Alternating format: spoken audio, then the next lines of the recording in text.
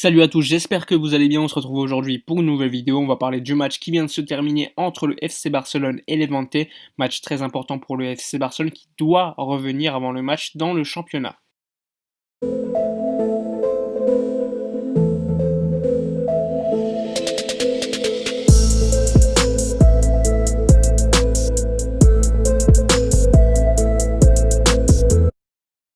Comme d'habitude, avant de parler du match en lui-même, on revient sur l'actualité du jour. Elle a été quand même fournie avec une information sortie par El País qui annonce que Riqui Puig a été mis de côté par Ronald Koeman lors du début de saison, notamment parce que Riqui avait fait fuiter à la presse le fait que Ronald Koeman ne comptait pas sur lui.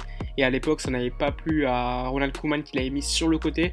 Notamment lors du trophée Gamper, on voit Riqui Puig qui est carrément dans les tribunes et donc il n'a même pas été présenté officiellement avec l'effectif restant. Ainsi, Ronald Koeman avait pris mal la chose, il avait annoncé devant ses coéquipiers que Riqui Puig était tout simplement une taupe. En tout cas, ça c'est selon l'information d'El País, mais bon, les actes prouvent que Ronald Koeman n'a jamais fait confiance à Riqui Puig et ça peut être une explication plutôt plausible.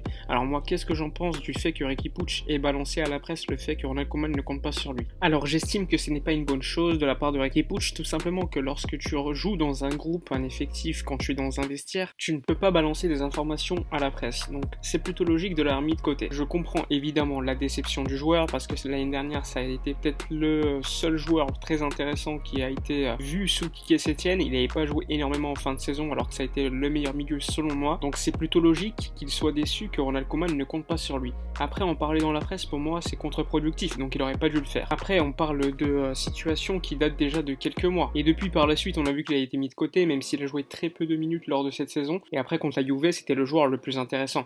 Après ce soir on va en parler mais il n'est pas titulaire. Peut-être que ça s'explique par la fuite encore une fois de cette information de la part probablement d'un joueur du vestiaire ou encore d'un journaliste très proche de Ronald Koeman pour justifier le fait que Riqui Puig ne soit pas très présent dans ses plans. Enfin bref, maintenant on parle du match en lui-même avec la convocation d'équipe comme vous pouvez le voir à l'écran.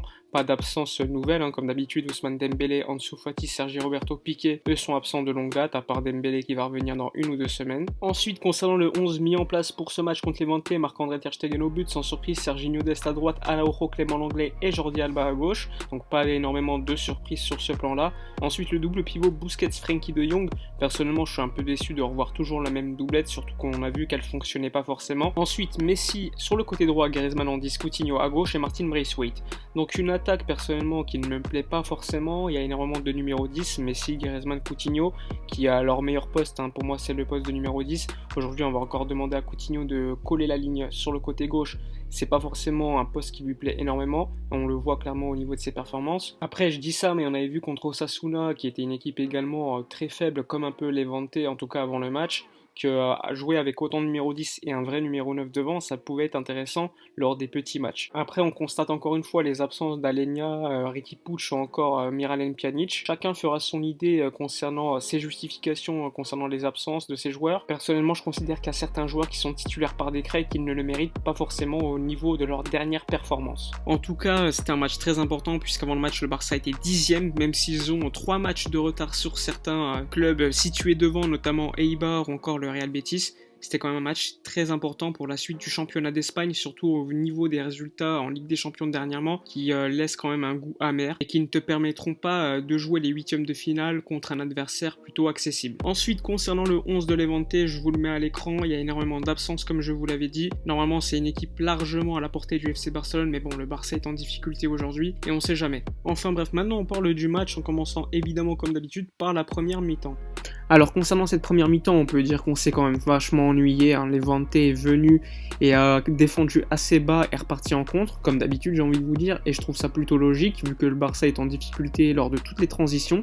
Donc on a vu quand même un Barça avec un dispositif plutôt étonnant.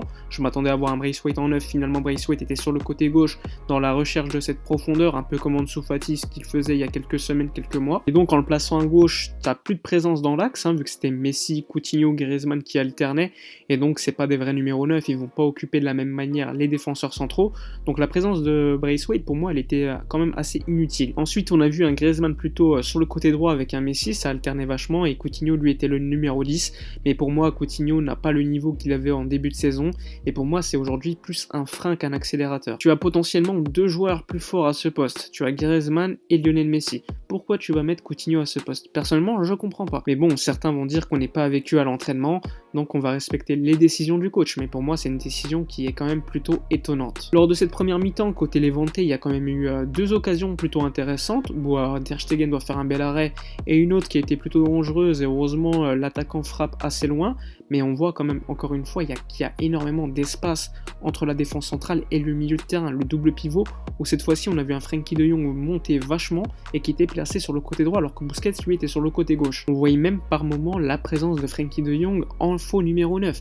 Pour moi, clairement, en première mi-temps, c'est le meilleur joueur de l'équipe. Il y a eu du dépassement de fonction, mais c'est pas non plus exceptionnel. Côté FC Barcelone, il y a eu des occasions plutôt intéressantes, mais c'est pas non plus le fruit d'actions travaillées. Il y a eu le centre de Messi vers Griezmann et la reprise de Clément Lenglet qui passe un peu loin malheureusement. Il y a eu également l'action de Jordi Alba après une relance foirée de la part d'Elvante. Et enfin la frappe de Martin Braithwaite. Globalement, on s'est vachement ennuyé. Il y a eu très peu d'occasions de la part du FC Barcelone après des actions travaillées. À la rigueur, la seule action qui a été travaillée, on va dire, c'est le centre en début de match de Serginho Dest vers Coutinho qui frappe complètement au-dessus, et sinon globalement en première mi-temps il n'y a pas eu d'action travaillée, et c'est quand même plutôt problématique quand on sait que Ronald Koeman est au club depuis déjà quelques mois. On va donc se répéter, mais Griezmann c'est pas un ailier droit, Martin Braithwaite c'est pas un ailier gauche, donc pour moi c'est bien beau de vouloir installer un 4-3-3 sur ce début de match, mais si tu n'as pas les joueurs adéquats, c'est un peu inutile. Et plus les minutes avancent, plus on s'ennuie lors des matchs du FC Barcelone. Alors je veux bien que Ronald Koeman vienne d'arriver dans un club en difficulté institutionnelle,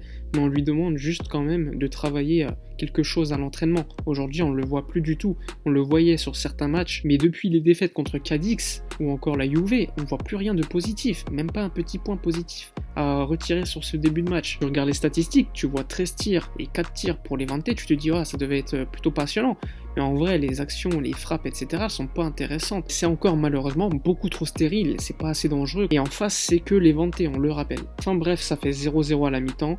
Maintenant, on va parler de la seconde mi-temps. Alors, concernant la seconde mi-temps, ça a été un peu comme la première mi-temps, sauf que cette fois-ci, l'équipe est revenue avec certains joueurs placés à leur poste, notamment Martin Braithwaite qui a rejoué comme numéro 9, qui a fait une belle seconde mi-temps.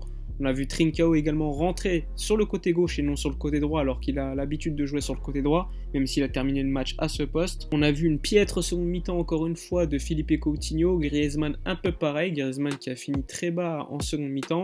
Une belle seconde mi-temps encore une fois de Frenkie de Jong sur la lignée du début de match. Il a été le passeur décisif. D'ailleurs, la récupération de balle vient également de Martin Braithwaite. Ça prouve encore une fois qu'il a fait une très belle seconde mi-temps. Messi qui marque enfin le but et qui, d'une certaine manière, débloque l'équipe parce qu'on voyait clairement que l'équipe était en manque de confiance.